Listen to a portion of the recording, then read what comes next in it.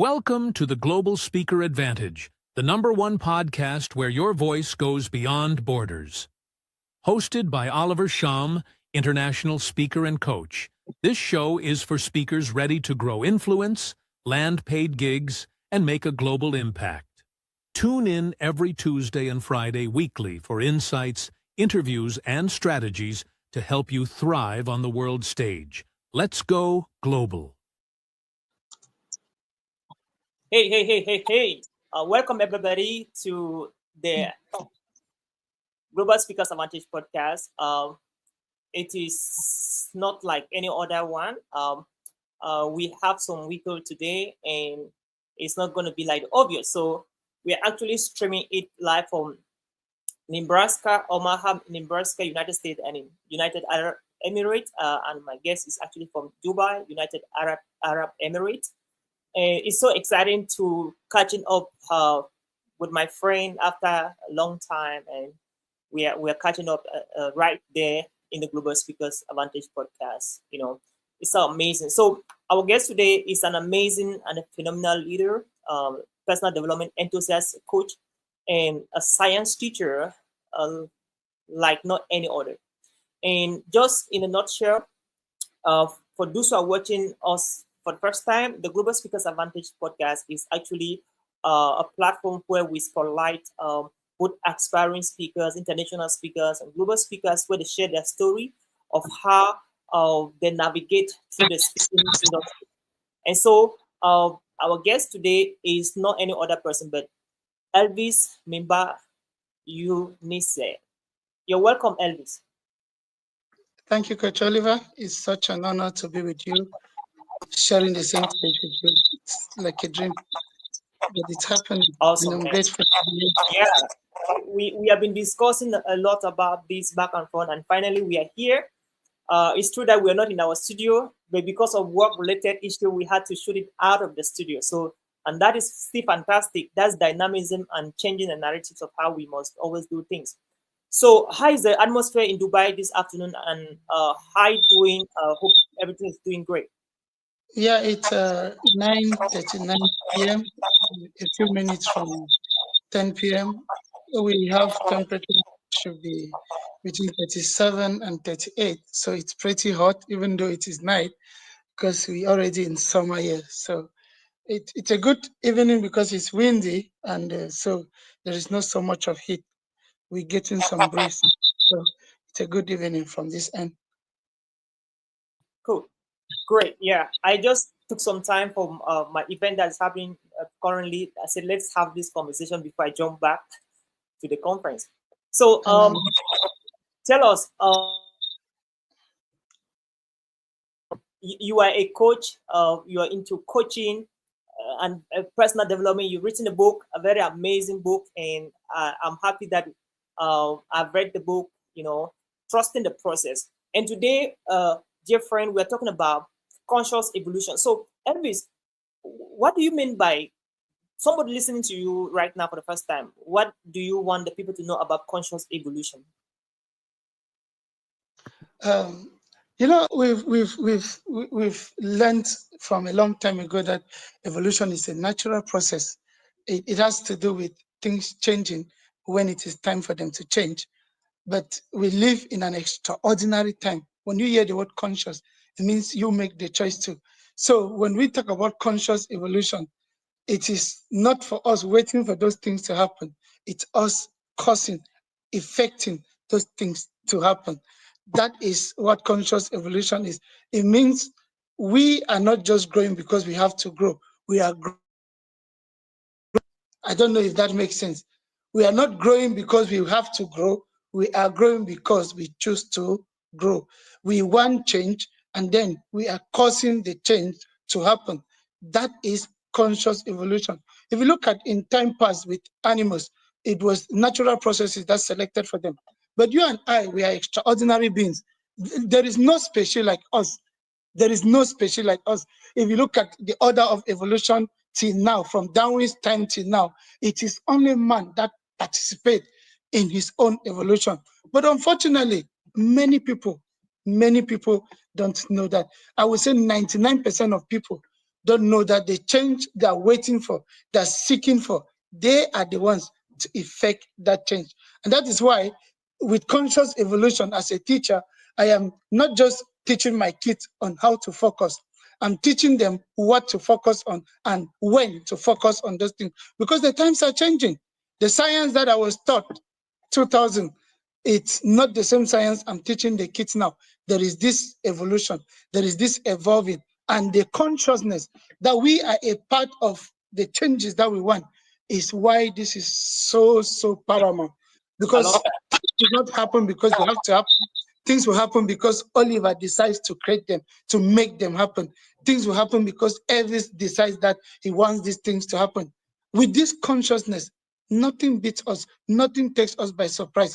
We are able to manage and then fix our expectations as much as we can. I love that, man. I love that. I connect so much to that. And what are some things you did in your life when you had no resources, no opportunities, no people to push you, to give you that little support you needed? And because you believe that you have to make this thing happen, you did, so that our listeners can also learn that at times you don't just wait for your parents, your uncles, your aunties to must give you that support. Your government, the political system, the Western world to give you that support you need. But at times you need to take it by force and get to do those things. What are some practical things that you did? Maybe 1, 2, 3 that actually made you to practice that conscious evolution that you preach, Elvis?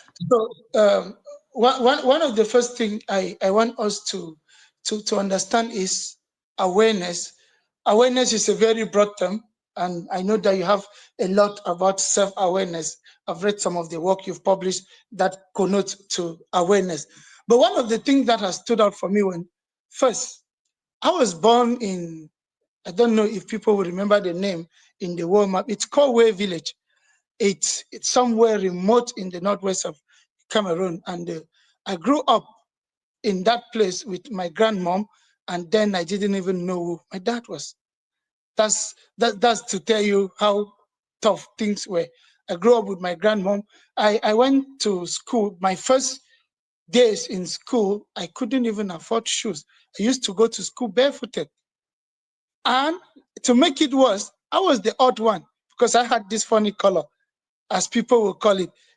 Everybody where I was schooling, they were black, like really black, and I was what we would call an albino. And my color at that time was so much that I used to be mocked at, looked upon as the one that was an outcast, the misbegotten. But that didn't stop me. That didn't stop me. There were days I dreaded. I didn't want to go to school. But I grew through that when I didn't even know anything at that time. I was barely a kid who couldn't put 1 and 2 together. But when I became an adult, and when my dad passed away, when I had just graduated from university, thank God he gave me that opportunity to be able to go to the university. While I was in the university, my first year, I didn't have a laptop. And my dad told me that some people make it in class and others make it in life. The difference will be what I choose to do with whatever I am learning, how I am learning, and what I will do with these things I am learning. And as soon as I graduated, my dad passed away. And when he passed away, that was the starting point for me. It was like life was coming to a standstill. We have a lot of relatives he was sponsoring in school. Some of those responsibilities now were going to be weighing on me. And then it dawned on me, my mates are going to be pursuing their masters and all of that. And then I decided to go back and volunteer to teach in the school where I graduated from, my secondary school. I was teaching in that school and I was paid like $78. And that $78 was able to sustain a lot of things for me. And that was where I built my teaching career. It was then that my mindset shifted. I never wanted to be a teacher. I studied medical sciences. I wanted to be a medical personnel. But when my dad died and responsibility came, I had to evolve. I had to shift my mindset. And when I did that, That was the turning point for me. And just today, there was a kid I met when I stepped into class the first day, and I said, "You're going to be a medical personnel and you're going to be an engineer." I could see that. And I told them, and I said, not just because I've said it, you have to work towards that. One of them graduated yesterday as a nurse, the other one graduated yesterday as an engineer. They are twins. And then they sent it to me and said, "Finally, your prophecy has come to pass." I said, "I didn't prophesy. I gave you a guide, and then you worked on that guide, and this is the result." So the fact that I came from that place with nothing did not stop me. I remember telling my friends when we were in Form 5, that is uh, 2008, and I told them I'll be a teacher in international schools. They couldn't believe it. They couldn't believe it. At that time, I didn't even have a national ID card, talk less of a passport, or talk less of dreaming to travel. None of these things were in place. But I had it in me that someday, because I have this gift on me of creating a safe place for people where they can explore and bring out the best of their potentials. That is who I am. I create that environment where people can grow and explore and then express their potential to the highest. So I told myself I was going to be an international teacher. So despite that, my dad died and I literally had nobody to support me. I didn't stop there. When I started teaching, my mom told me, "Young man, this is one of the best decisions you have made." She wasn't making that statement based on the fact that I was going to be a good teacher like my dad, but I had shifted the way I was teaching. I was Elvis, building confidence in the kids. It was not just teaching them science. The first thing I did was build confidence in the kids, create an awareness in them that times are changing. That war in which I studied here has changed. 10 years ago, it's not the same way you will learn now. With the advance of technology, with creativity, ingenuity, there are a lot of things that have changed from when I was in school. Just within 5 years, a lot of things have changed. And I was yeah, telling them, a this, lot of this, things this have changed. these are the things you need to start looking at. Why in 2014, I would tell you that 95% of my classmates did not know how to do a PowerPoint. I had learned that on YouTube. I went to the internet, paid, and learned how to do a PowerPoint, a PPT. I learned how to work on Excel. I learned how to type because I didn't have a laptop. These were things I had to do because I saw where I was going. This is not me waiting for things to change. And when I aligned with those things, the universe responded. The I universe love that. responded. I The love that. universe responded. Because when I told my sister that I want to travel to Dubai and teach in Dubai, I didn't have money for my flight even. It was my wife who paid for my visa. I didn't have a franc on me. And when I told my sister, she said, "Okay, this is the decision you have made." Then my sister paid my flight. I think she connected with another sister and they paid my flight. And when I came here, people did everything to derail me because of pressure and this and that. And I didn't. I told them I would go back to Cameroon and teach than to do something here that does not align with where I am going to. And barely 2 weeks after, I got my first teaching interview and got hired. And I've been a teacher from 2019 here in UAE till date. I didn't come here with anything. I didn't know anybody, but that awareness that this is what I want, this is the change I desire in my life, I went for it with little or nothing, just having people. And then the key factor, which you know very well, that has put me wherever I am now. I started up as a volunteer way back in the year 2000. I have been a volunteer with the International Red Cross and Red Crescent. I used to be a community health agent. So it's all been about giving back to the community. And when time came for the community to give back to me, they didn't hold back. The universe responded. It responded. I see. This is so amazing, Elvis. Now, going back to what your dad said, you know, there's students in class that that they pass, that do well, and there are students that do well in life. That was a powerful statement. Now, someone listening to us right now who is struggling academically, who cannot even afford to pay school fees, who's planning to go back to university, to high school to complete, and he doesn't even have the means, does not even have someone per se who can help pay, support and sponsor.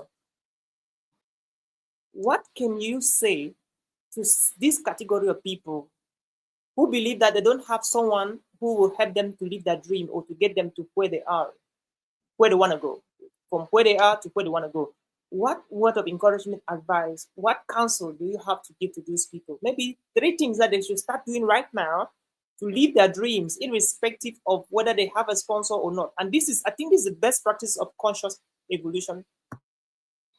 Yeah, they have to first of all start with believing that it is possible. You can't get anything unless you believe that it is possible. Even the Bible tells us a man who comes and asks and goes back doubting will receive nothing. So every time we come to our maker and we are requesting anything from him, we must believe that he's able to do it. So it starts with a belief that this thing I want, it's possible. This thing I want, it's possible. So it goes back to self-awareness. Can you handle this? In scripture, it says, write the vision down. When you write it down, that is you believing that this thing is possible. There are things that I wrote them down way back in 2004, 2003. In fact, I said I was going to travel in 2016. That was going to be my first international flight. And 2016 was, and then Mr. Njison came from nowhere. And that's how we found ourselves in Kenya. I was not prepared for it. But I had written it down and I had been praying. In 2016, I made my passport early January because I wanted to travel, but I didn't know where to go. I didn't have anything to go do anywhere. Then that was how I had the first opportunity to go for my coaching career. Then I went and did the training with Intelligent Performance in Kenya. That was the footprint where I started off. So first you believe, then you begin to take small steps towards what you believe that is possible. Because believing and not doing anything about it, nothing will happen. Like we are talking about conscious evolution, you must be involved in your change. If I say that I want to go back to the university and I cannot go to the university now because I don't have money, what am I supposed to do? Look around. What job can I do that can help me to get money and then save up? Michael Orokpo will tell you that when he graduated from the university, he was doing his master's, pastoring, teaching, so that he could be able to foot for those masters because there was nobody to help him get through school. There are jobs we can do around. I used to volunteer with Famatanto. This is one of the things that was able to help me have pocket money. My elder sister in Germany was supporting me, but then there were times that it was too much for her because we were so many. How she did it, only God can bless her. But she showed us how it is to selflessly give yourself out there. I was volunteering, and sometimes when you volunteer, what you get from the volunteering is more than what you would have been paid if you were even doing a job. There was a time we did polio vaccination. We did vaccination, and I took some of my colleagues, and we went for this polio vaccination in Bambili village. And at the end, they were giving us, I think each of us went home with 74,000 francs, what we did for 2 weeks. They didn't believe it when they called them to sign that money. It was not a check, it was cash. You sign, they give you the money in your hands. They couldn't believe it. And I told them, this is why I don't disturb my dad. I do things like this so I can be able to survive through university. When I was in the university, I was teaching kids in Kas Bambili. I was teaching kids in schools around the place, so I could have something to be able to go by. I would not always be running to my dad, running to my elder sister, because her hands were full. So I knew that responsibility is me going out there and giving something so that I can be able to receive. The problem with us is that we just want to give me this, give me this, give me that, give me this, give me that. It doesn't work like that. It doesn't work like that. What you give out is what you would get. So if you don't give out anything, if I close my hands, nothing will get in. So one is believing. Secondly, they take constant small steps. You might not see how big it is. You know, we celebrate the beginning and the end, but the small changes in between, people don't see them. People don't see them. You are the one who is seeing those changes. One of these guy, I think his name is Frank. Frank made a video about how a hen sits on her eggs for 21 days. The hen does not know if there is life in those eggs. It doesn't move. There is no, there is no signification that something is going to change there, but she keeps coming in consistently and stays on that egg. And in 21 days, they hatch. That is the power of purpose. You made a post today, and in that post, you said purpose is not proof, it's not show off, it's consistency, staying on what you believe in. So when you believe, begin to take baby steps to make sure that what you believe comes to accomplishment. Now, when I'm advising people who want to travel, especially guests, I tell them, learn manicure, pedicure, make up, make down, whatever they call it. Learn to cook food. Do these things, because when you travel outside, it is not the whole glory you see on the internet, the glory you've heard from your friends who are outside. It's different here. It's different here. I have people who came here. There was a teacher I brought here. She came, before she came, I asked her to complete what she was doing, because she was doing hairdressing and all of that. I said, complete that. It might be what you would eventually end up doing here. She came here, went to the classroom, then went to the salon. She's been here for 3 years. She chose to work in the salon. She has time for herself. There is no pressure. She's a qualified, certified teacher from Cameroon. But she compared the classroom and compared what she could do with her hands. She said, let the classroom wait. So when you believe that this is where you're going to, it doesn't happen immediately. Bishop David Oyedepo had a vision that it was going to be a 50,000 seaters. At that time, he didn't have up to 150 members in the church, but he wrote it down. That seater was done, and he's building another one now. Those visions are being realized 25 years after, 15 years after. So I want to complete my master's probably before 2030, and I don't have anybody to help me. And I believe that I have what it takes to complete that master's. I have to look around, pick up a job, pick up something that I can do. Even if it is volunteering, you can volunteer and it would open doors for you. It has done that for me. It has done that for me. So you take baby steps towards that, and with those baby steps, you'll be able to open up, because if you remain consistent, and eventually, if you stay consistent with those baby steps, you will get to the end result. The journey of 1,000 miles is with one step, just one step. Thank you so much. I love that. It is said, when an egg is broken from outside, a life is lost. And when an egg is broken from inside, a life is made. Elvis, you arrived Dubai. The world wanted to toss you up and down, making you to undervalue your values, your principles, to ignore your principles, to build about life, about your future, about your career. But you stick to your principles.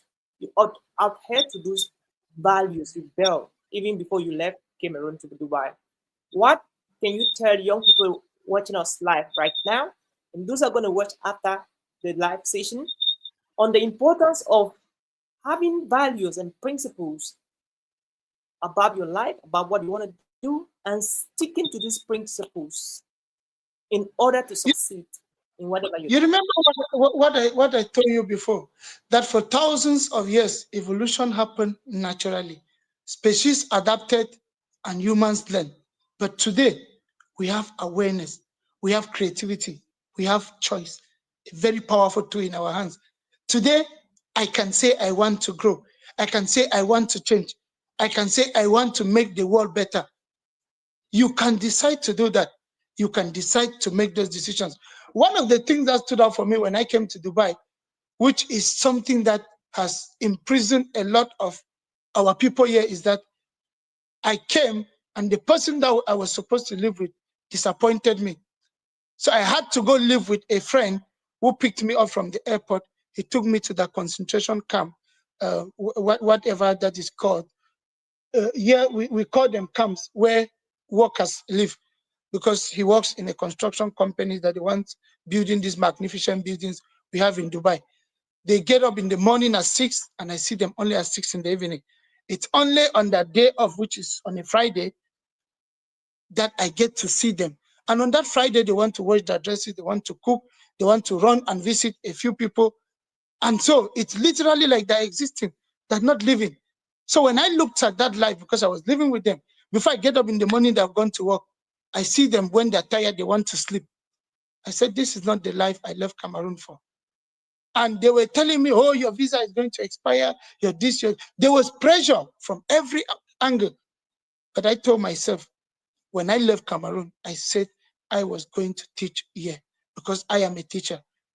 This is something that is innate in me. So I stayed true to that. I held on to it.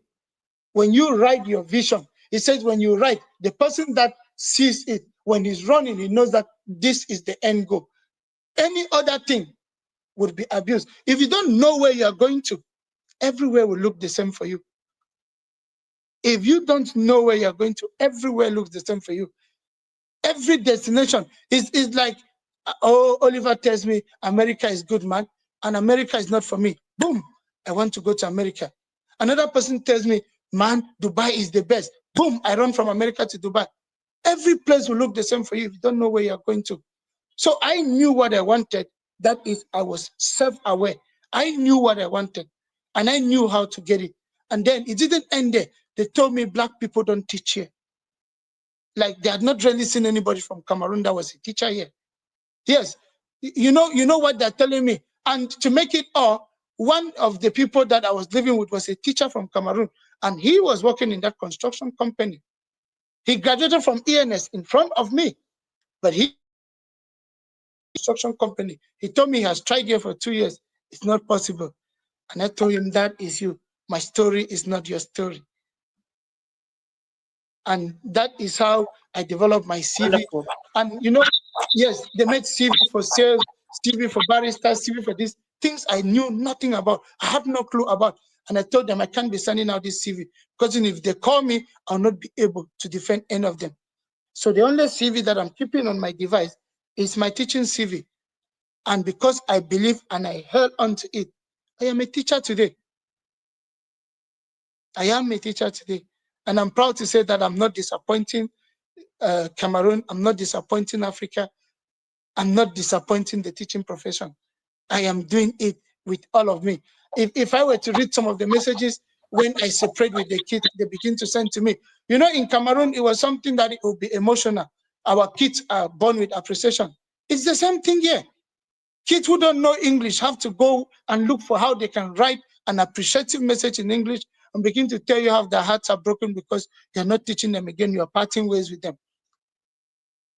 Because I believed and I held on to it and I made that choice. My story is not your story. Thank you, That man. is it. I love that. So you're a very dear husband to your precious wife, Yvette, and Yvette is equally a very wonderful wife, Bini, Yvette, and I feel you're so blessed, to have gotten married to that beautiful woman who supports and cares so much for you, just like I am. So, what do you want to tell the young people out there on looking for a wife that can complement your vision? Because at times when you make the mistake of marriage, is chaos. Like you can have a beautiful vision, a beautiful dream, but if you marry the wrong wife or the wrong husband, everything will be shattered down. Instead of complementing the vision, they'll be competing and fighting with you. What advice do you want to give visionaries, dream builders, entrepreneurs, leaders that want to make the world a better place in terms of life partner, and for those who have made that decision and for those who still want to make? In all honesty, nothing would work for a man if his marriage doesn't work. Nothing. Whether you're a pastor, the most anointed one, you can Holy Ghost in tongues and the whole world will work for you if your marriage doesn't work. That is it. Now, my marriage, the foundation has been God. That is the best thing. The foundation has been God. He was the one who occasioned marriage. And I am blessed because my wife is soft-spoken. That's one of the best things, that I enjoy peace in my home. I go to work and sometimes I just want to run home because it's sweeter and safer at home. The times I sit on my chair and I'll tell her, I wish I was home now. Meanwhile, I'm at work. I just and I'm just home. These are the things that if you are not able to experience, it's going to ruin everything for you. Now, many people, especially young people now, are carried away with beauty. My mom told me that beauty without character is nothing. She said it will be difficult for you to get along with a woman who is not beautiful, even if she has good character. So in searching, look for the character, complement it with the beauty, because you should be proud that I can hold my wife and we walk on the street. Not that I am here and she's in that burning corner, or she's in this burning corner and I'm in that other burning corner. No, this is not it. So it is us, because people, especially brothers in the church, young people, they're waiting and saying, God, I want you to give me a wife. Okay, if God gives wife to people, for me, he didn't give me a wife. I looked and I brought to him and he blessed us. I brought her to him and he blessed us. And we have been consciously and continuously working to see that what God has blessed us with doesn't fall out of our hands. Because people get married and then they stop. When I was still running after her, she used to change her hair maybe every week. And now that she's married, she doesn't want to change the hair. She doesn't want to change her underwear. She doesn't want to change her wrapper. She doesn't want, no, she has to keep that pace. And I have to help her to be able to do those things. Okay, now we have a child. Raising a child is exhausting. You can't leave it all to the woman. It's a lot. It's a lot. I mean, it can break her down. I play my part. On weekends, when I come back from school, there are times I take the child in the night and we just play and let her sleep. But I have work the next day and it's very fulfilling. One of the things that has helped me in my marriage is learning how to manage my expectations. If I wanted a perfect woman, I should have gone to where they make clay, bought clay, and then form what I wanted. Because I myself, I have my flaws. So learning how to manage your expectation is the key thing, because humans are unpredictable. There are times, Oliver, you just want to be quiet. When you get married, you've lost that choice. You will need to communicate to her. And if she says no, there is nothing you can do about it. You can't just get up and say, I just want to be quiet now. I don't want anybody to disturb me. When you marriage is all of you given to the other person, and that is when you can receive all of the other person. So when you are seeking, don't be carried away by breasts. Bless God, my wife has big breasts, so I'm a blessed man. You don't be carried away by ass, or what they call nyash today. Those things, they don't last. When I married her, she was like this. But if you look at her now, she's added flesh because of the baby. Does that change me from loving her? No. Does that stop me from seeing her as my wife? No. These are things that our young people are getting excited over, and those things don't last. When you are looking for somebody to get married, first, their character. And character you cannot discover in one day, and you cannot assume. You have to communicate. You have to communicate. Communication is a key factor. You have to communicate to be able to know the other person, know their thought patterns, know their experiences. There are some people that have bottled up things and they will never open up, especially if you don't come with the right approach. Suffer and be saying that I don't know why I married this kind of person. You just didn't take your time. If you rush into marriage, you will rush out. Take your time. Don't marry for show off, because people are doing it now for trophy. They want to show other people, oh, I married the most beautiful woman, and both of you are not talking. You are not even sleeping on the same bed in the house. Thank you, man. It's not if you okay. run into marriage, you run out of marriage. I love that. Yes. Thank you. That's why people get married in December. In February, they're divorcing. You've seen that. A couple married here, they spend close to 70 million CFA francs, went to Maldives and did their honeymoon there, went to America, and after 4 months, they divorced because they didn't know themselves. So They didn't know this themselves. is so interesting. Yeah, the conversation is so interesting. unfortunately, our time is limited. Thank you so much, Elvis, for always being an amazing leader, a true leader, full of integrity, value, and excellence. I sincerely appreciate this conversation we had. I think we will have a part B of this conversation. Just that it's amazing what is happening. I jumped out of the conference room. I'm speaking in a few minutes, and I have to be back to get that job done. And we definitely love to have a part B of this conversation. And your precious wife, Bini Yvette, is actually watching, and she's excited about this conversation. And I want to take this opportunity and give a high shout to Bini Yvette and for the amazing woman she is, and to Elvis, great sister. I want to give a high shout to those who are watching, El Gopta Anshos, Yvonne Ba, Yvonne, thank you for watching. Jason, Jude, thank you so much, everybody, brother, and thank you, everybody. So, Elvis, what are your last words to anybody below 45 or above 45 who is striving to make a difference? I know you're transitioning into your coaching and speaking career, and I cannot wait to share stages with you around the world. And what are your last words based on, conscious evolution, trusting the process, to the young people watching us right now on what they can do to live their dreams, to make the world better than the met, please? For me, I go by you. When it talks about conscious evolution, ask yourself, what kind of future am I helping to build? What kind of future are you helping to build? Am I growing by accident, or I am growing on purpose?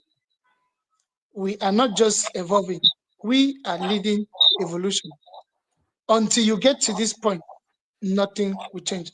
So like I tell you, self-awareness, believe in yourself, start taking small steps, consistent small steps in that direction where you want to go.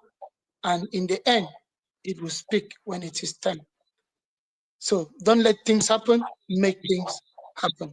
That's the way out. Make things happen. Don't let I things love that. happen. Don't let things happen, make things happen. And dear Yes. friend, that is how we draw the curtains of this conversation. So do you have any parting words? Anything you I did not ask you want to say parting words as we close this conversation? Yeah, my parting words will be, every time choose to forgive instead of fighting, learn instead of ignore, because the things you don't learn you would pay for. And then build instead of break. Build instead of break. Powerful. Speak up, don't stay silent. My open mouth has helped me get into places I would never have gotten into. So you are evolving, not just for you, but for what? For the generations, your community, the people coming after you. So don't sit back, be part of it. Elections are coming up in Cameroon, go and register to vote if it is still open.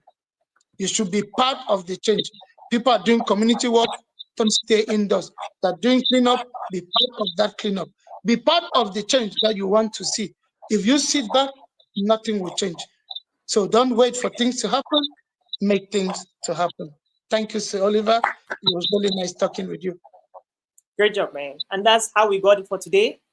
The Global Speakers Advantage podcast is your number one podcast when it comes to giving you platforms and opportunities to showcase your abilities, your speaking. You want to speak nationally, internationally, reach out to us. We'll be glad to coach you, to work with you so you can achieve your dream and be the voice of the people that you deserve to be. Until we meet again next time, our guest was an amazing personal development enthusiast, a great coach, and our international speaker and keynote speaker. We're looking forward to sharing stages with it. And that was not any other person but Elvis Imba Yunese, and he was right away from United Arab Emirates, Dubai. And that was it for today. Until we meet again, stay blessed, remain curious, and change the world. Bye-bye for now, Welcome to the everybody. Global Speaker Advantage, the #1 podcast where your voice goes beyond borders. Hosted by